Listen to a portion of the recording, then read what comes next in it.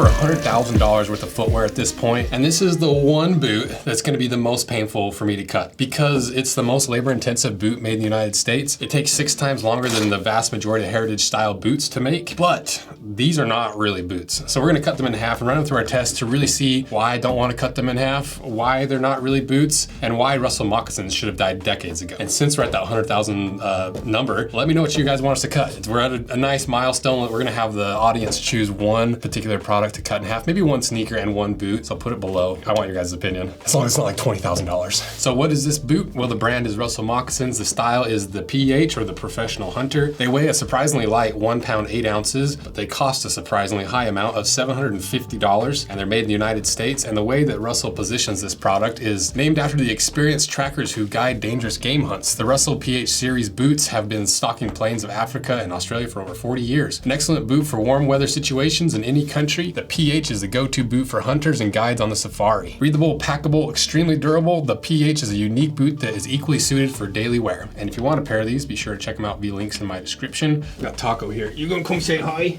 Come here. You'll give us some good views. Oh, the baby. This is Toaster's cousin, Taco. Show him your beautiful blue eyes. There you go. Okay. Nobody wants to hang out with me. Anyway, we released our boot breaker insoles a couple months ago, and these are so popular. It's a really simple concept that just nobody had really done, which is just making an insole that's 2 millimeters thick to slide inside of your heritage boots to make them just a little bit more comfortable, or when you're breaking in a pair of heritage boots. That's the worst part of owning them, is it takes like at least a month of honest wear to get a really high quality pair broken in. And these ease that a lot without changing your sizing, without really screwing anything up for the break-in except for adding a little bit of comfort. But after we did this, people were like, I want that, but out of leather. And I was like, we could do that. I already ordered the dies. And honestly, there's a lot of different ways you could use this. And part of it's just because people wanted it. So we were like, let's try it, let's make it, let's see what people come up with, let's see what people do with it. But for me, you know, there's a few different ways you could use this. One, if you want to have, if you have a pair of shoes or a different pair of boots and you want that heritage feel of a veg tan leather insole that breaks in the shape of your foot, use that custom contouring like this. See all that footprint?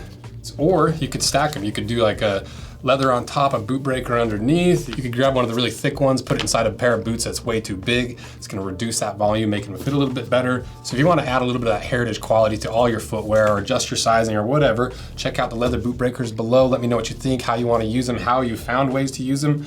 Also check out our regular boot breakers, and thank you guys for supporting this, because this is what really helps fund cutting apart brand new stuff several times a week. So thank you guys. So yeah, so we're gonna start going through the details and figure out what about this is not actually a boot, starting with the leather first. Because it's a pretty normal leather, you know, it's 2.5 millimeters thick, so right where you want it for a work boot leather. It's a Horween leather, one of the most famous tanneries in the entire world, and arguably one of the most prestigious leathers in the world. It's one of their chamois leathers, so it's got a really nice matte finish to it. It's like a nubuck, but a little bit more malleable and packed with a lot more oils and conditioners, so it's a lot easier for the brand to last. But the one thing that's really different about this is it has a molded sole. And the molded sole is probably not a term you've ever really heard on the channel, because it's only really used in one style of boot, which is moccasin style. And what I mean by molded sole is this extra layer of leather that creeps up the side, because this layer wraps all the way underneath, and it's one big flat sheet that's wrapped up and lasted to the side. And the reason they do that is to give you just a little bit more structure on the sides of the shoes. It allows you to have a lot more durability on the side, because that's where a lot of people wear through their shoes from rubbing it against stuff, but also bending it and creasing it.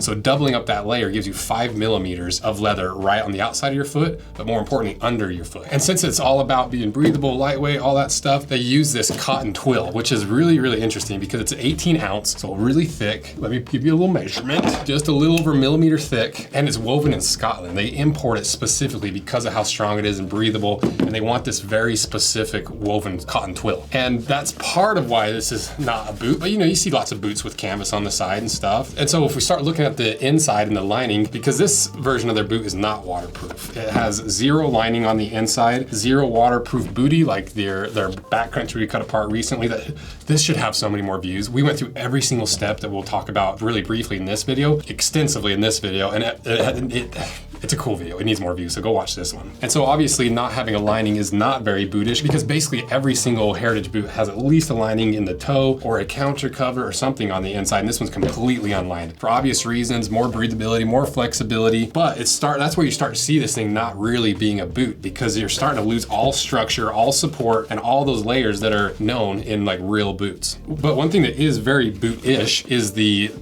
half sock liner.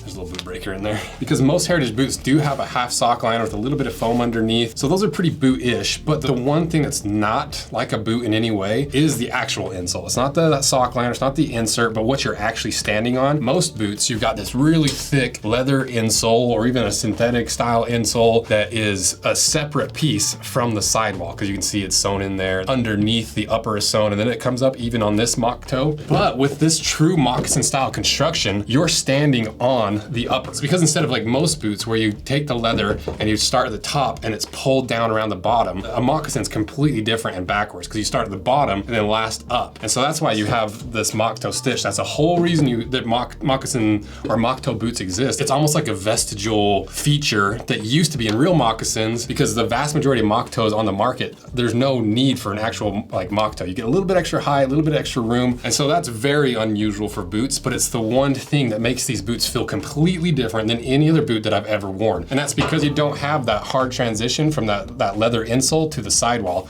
It's one smooth transition. So what that does for you is this literally breaks into the shape of your foot like a leather sock, because that's what it is. It's a leather sock. Instead of having to compress all this and have an edge there and having a lip and having all these layers and a toe stiffener or a liner to break in, it's just a couple layers of really sturdy leather that your toes slowly start bulging out, moving in as you wear them and flex them until you have the most perfect fit possible, because there's no restrictions on where this leather can move aside from the actual total volume. So a brand new pair looks like this versus when you see a well-worn pair, it literally looks like the shape of a foot. But like I mentioned, this boot is also missing a couple of components you always see in boots, like the toe stiffener, and more importantly, the heel counter. This might be the first boot that we've ever cut apart, especially in a higher price range, that has no heel counter, because heel counters are a structural piece that grip your heel, support your heel, important for work boots. But the one flaw with them is it's really hard to pack them down, and if you break that counter, your boot's basically shot and you need a resole. But for like a lighter weight, breathable boot that the whole purpose is to be packable,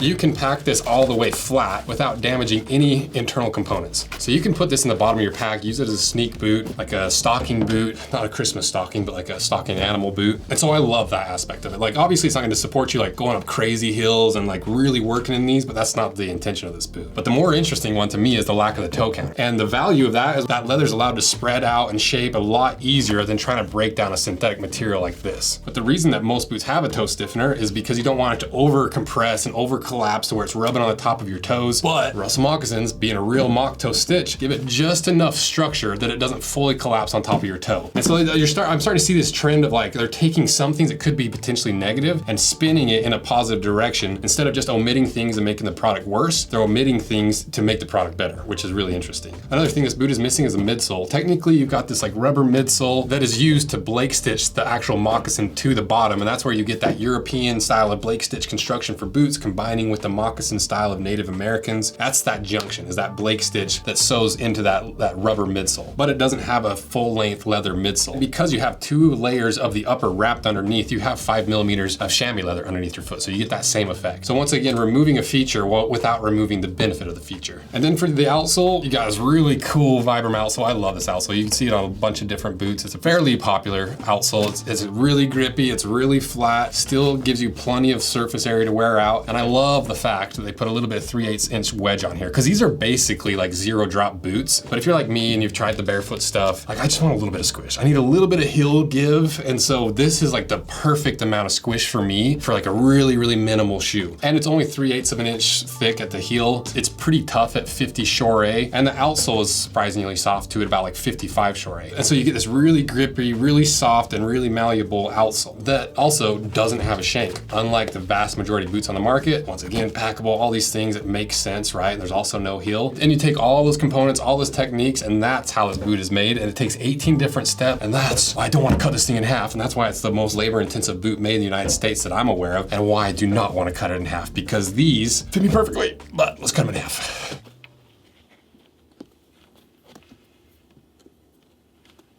I don't want to do it.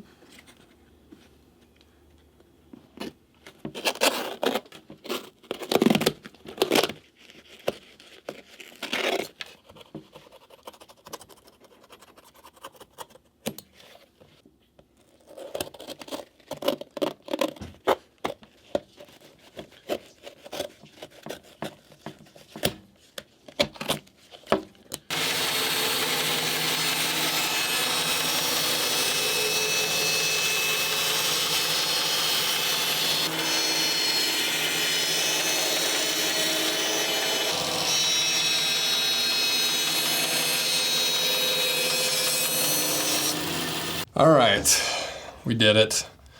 Cut them in half. I'm still not happy about this one, to be honest, but that's what we do. It's how we explain what you're actually buying and what the difference is between this style of boot versus the cheap junk you buy off Amazon. So if you don't mind, give us a little subscribe, give us a like, support us wherever you can, because that's how we do this. So let's see what's inside.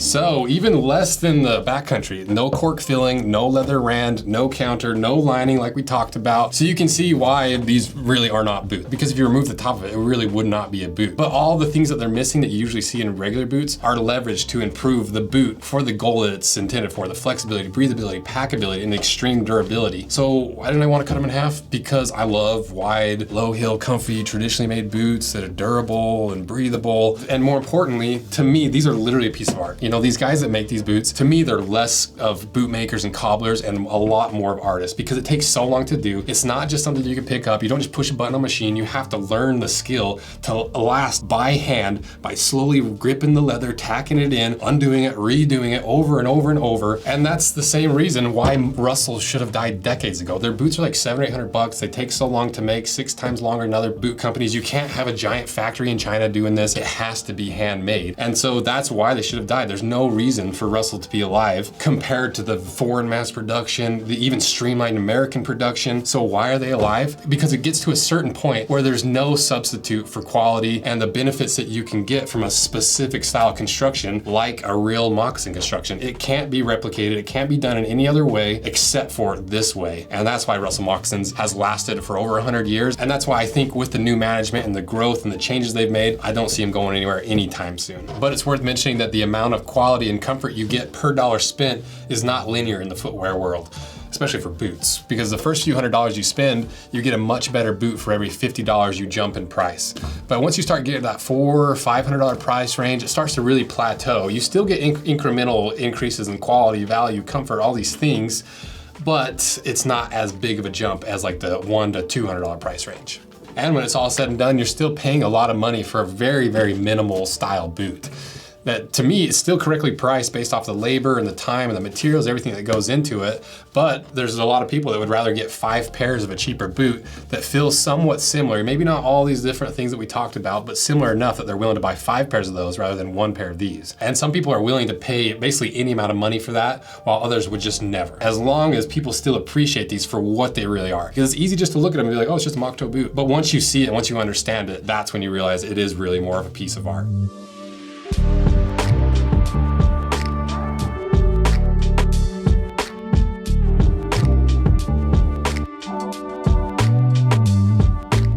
So if these aren't boots, what do I wear them for? What do I call them? They're like mountain slippers, shop slippers, the love child of a Native American moccasin and European boots, and the most painful boot that I've ever cut in half to date. So thank you guys for watching, and check out Russell Moccasins below. Check out the backcountry cut in half, where I go through all the details of how wild it actually is to make these. We cut apart a vintage pair to see how they've changed in the last 70 years. And if you remember from a couple years ago, we showed that we bought a pair of PHs, but it was right around that time as when the ownership was changing. I didn't want to like screw anything up for them. I didn't know if they were going to be around. And so now we have a pair that I just cut apart from the new ownership and a pair that's not cut in half from the old ownership. So if this video does well, I'll cut this in half and we'll see if they've changed and how much they've changed. If it doesn't do well, I'm keeping these boots. So support if you want to see that, and thank you guys for all your support. See ya.